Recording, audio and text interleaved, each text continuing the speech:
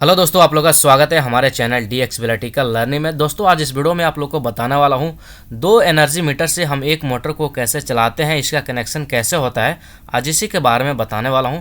तो हमारे वीडियो में एंड तक बने रहेगा। अगर हमारा वीडियो अच्छा लगेगा तो वीडियो को लाइक करिएगा। चैनल को सब्सक्राइब नहीं किए हैं तो चैनल को सब्सक्राइब कर लीजिए। इसका कनेक्शन करने के लिए दोस्तों हमारे पास दो कंडक्टर होना चाहिए और यहाँ पे बंद और चालू करने के लिए यहाँ पे दो पुश बटन है। जो रेड वाला जो बटन है वो एनसी पुश बटन है, इससे मोटर स्टॉप होता है। और जो ग्रीन वाला पुश बटन है ये एनओ पुश बटन है, इससे मोटर स्टार्ट होता है। और यहाँ पे भी सेम ऐसे ही है। दोस्तों इसका कनेक्शन कैसे करते हैं, सबसे पहले हम इसका कनेक्शन करते हैं हाउस 1 का, ठीक है ना। यानी कि जो एनर्जी मीटर 1 है हम इसका कनेक्शन करेंगे। सबसे पहले हम क्या करेंगे, एक इनकमिंग सप्लाई लेंगे और अपने मीटर में लाकर कनेक्ट कर देंगे, ठीक है ना।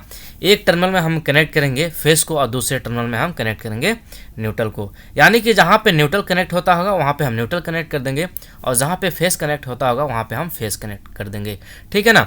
उसके बाद दोस्तों हमें क्या करना है, यहीं से हम एक फेस वायर आउटपुट में निकालेंगे और आउटपुट में निकालने के बाद हमें क्या करना है, यहाँ पे ला के कनेक्ट कर देना है। कंडक्टर का जो L1 जो टर्मिनल है हमें वहाँ पे लाकर कनेक्ट करना है यहाँ पे, ठीक है ना, L1 टर्मिनल में। दोस्तों अब हमें क्या करना है, इसी एनर्जी मीटर से एक न्यूट्रल वायर को भी निकालना है और न्यूट्रल वायर को निकालने के बाद हमें क्या करना है, जो कंडक्टर 1 है उसका L3 जो टर्मिनल है हमें उसमें लाकर न्यूट्रल को कनेक्ट कर देना है, ठीक है ना। यहाँ पे लाकर हमें कनेक्ट करना है। उसके बाद दोस्तों हमें क्या करना है, उसके बाद हम इसका कंट्रोल वायरिंग करते हैं। तो कंडक्टर 1 का L1 जो टर्मिनल है उससे एक वायर उठाएंगे, यानी कि हम यहाँ से एक वायर को उठाएंगे और सीधा लाकर जो NC पुश बटन है उसका जो इनकमिंग टर्मिनल है हमें उसमें लाकर कनेक्ट कर देना है। दोस्तों इसमें कनेक्ट करने के बाद हमें क्या करना है, इसी NC पुश बटन से एक आउटगोइंग एक वायर को निकालना है और इसमें लाकर हमें कनेक्ट करना है जो ये वाला पुश बटन है, यानी कि NO पुश बटन है, ठीक है ना दोस्तों।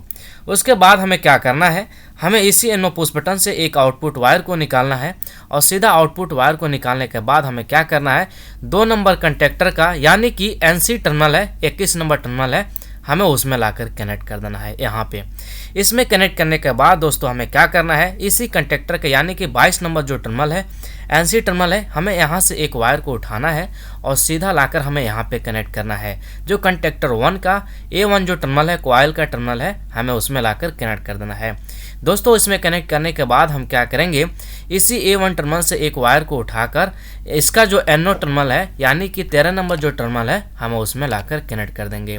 दोस्तों इसमें कनेक्ट करने के बाद हमें क्या करना है, यहाँ पे जो NC पुश बटन देख रहे हैं इसका जो आउटगोइंग जो टर्मिनल है यानी कि जो A वाला जो टर्मिनल है, यहाँ से हम एक वायर को निकालेंगे और सीधा लाकर कंडक्टर 1 का जो 14 नंबर जो टर्मिनल है इसमें लाकर कनेक्ट कर देना है। दोस्तों इसमें कनेक्ट करने के बाद हमें क्या करना है, अब इसमें बारी आता है न्यूट्रल सप्लाई देने के लिए। यहाँ पे जो A2 जो टर्मिनल है, A2 टर्मिनल में हम न्यूट्रल सप्लाई को देंगे।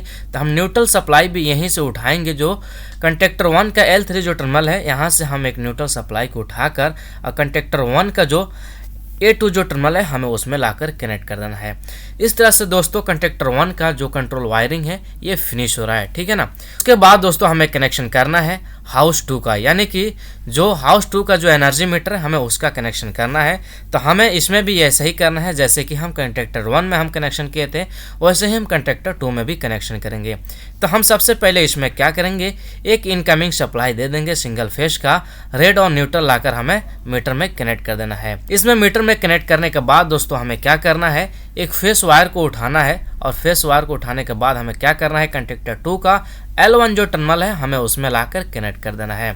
दोस्तों इसमें कनेक्ट करने के बाद फेस वायर को हमें इसमें क्या करना है, अब यहाँ से एक न्यूट्रल वायर को उठाएंगे, यानी कि इसी एनर्जी मीटर से एक न्यूट्रल वायर को उठाना है और सीधा लाकर हमें कंडक्टर 2 का L3 जो टर्मिनल है यानी कि यहाँ पे हमें लाकर कनेक्ट कर देना है।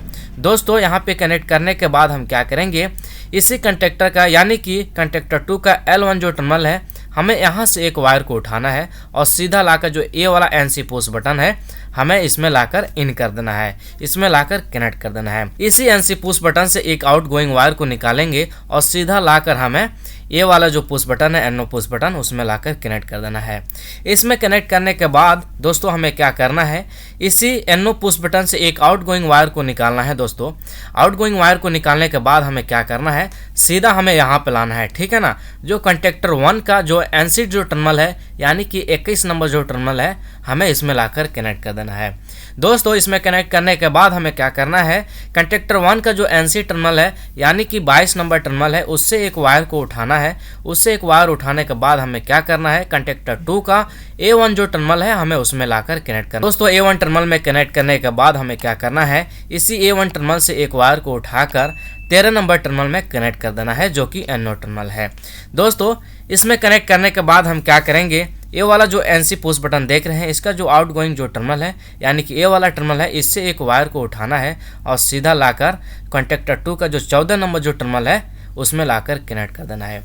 14 नंबर टर्मिनल में कनेक्ट करने के बाद दोस्तों हमें क्या करना है, अब जो बारी आता है हमें न्यूट्रल को कनेक्ट करने के लिए, तो हम न्यूट्रल भी क्या करेंगे, कंडक्टर 2 का जो L3 जो टर्मिनल है वहाँ से एक न्यूट्रल वायर को उठाना है और न्यूट्रल वायर को उठाने के बाद हम दोस्तों न्यूट्रल वायर को उठाने के बाद हमें क्या करना है, इस न्यूट्रल वायर को लाकर हमें यहाँ पे कनेक्ट कर देना है जो कि कंडक्टर 2 का जो A2 जो टर्मिनल है वहाँ पे लाकर कनेक्ट कर देना है। इस तरह से दोस्तों इस तरह से इसका जो कंट्रोल वायरिंग है इस तरह से ये लगभग फिनिश हो गया है। हम इसका इंटरलॉकिंग कर दिए हैं दोस्तों। अगर इंटरलॉकिंग करने से ये फ़ायदा होगा, अगर जिस टाइम में हमारा हाउस 1 से अगर मोटर चल रहा है, अगर कोई बंदा आकर हाउस 2 का अगर ये पुश बटन यानी कि इस मोटर को स्टार्ट कर देता है हाउस 2 से, उस सिचुएशन में हमारा ये मोटर है ये ऑन नहीं होगा। यानी कि दोस्तों अगर हाउस 1 का जो स्टॉप बटन है मोटर को स्टॉप करने के लिए हमको मोटर को स्टॉप करना ही पड़ेगा, उसके बाद हमारा जो हाउस 2 का जो स्टार्ट बटन है उससे हम मोटर को दोबारा स्टार्ट कर सकते हैं। दोस्तों अब हम इतना करने के बाद हम क्या करेंगे, अब हम मोटर में कनेक्शन करेंगे। मोटर में कनेक्शन करने के लिए क्या करना है, हमें मोटर में एक केबल कनेक्ट करना है और उससे एक फेस वायर लाकर जो कंडक्टर 1 का T1 जो टर्मिनल है उसमें कनेक्ट कर देना है और न्यूट्रल वायर लाकर T3 टर्मिनल में कनेक्ट करना है। उसके बाद दोस्तों हमें क्या करना है, कंडक्टर 1 का जो T1 जो टर्मिनल है इससे एक वायर को उठाना है और सीधा हमें ले जाकर कंडक्टर 2 का जो T1 जो टर्मिनल है हमें उसमें लाकर कनेक्ट कर देना है। इसमें कनेक्ट करने के बाद दोस्तों हमें क्या करना है, कंडक्टर 1 का T3 टर्मिनल से एक न्यूट्रल वायर को उठाना है और सीधा हमें लाकर कंडक्टर 2 का जो T3 जो टर्मिनल है उसमें लाकर हमें कनेक्ट कर देना है यहाँ पे, ठीक है ना। दोस्तों इस तरह से हमारा वीडियो कंप्लीट हो गया है। दोस्तों अगर हमारा कंडक्टर जिस टाइम में कंडक्टर 1 ऑन होगा उस टाइम में भी हमारा मोटर चलेगा और जिस टाइम में कंडक्टर 2 ऑन होगा उस टाइम में भी हमारा कंडक्टर चलेगा। इस तरह से हम दोनों बिल्डिंग से हम कंट्रोल कर सकते हैं इस मोटर को। तो हमारे वीडियो अगर अच्छा लगा तो वीडियो को लाइक करिए, चैनल को सब्सक्राइब नहीं किए तो चैनल को सब्सक्राइब करिए ऐसे ही वीडियो देखने के लिए।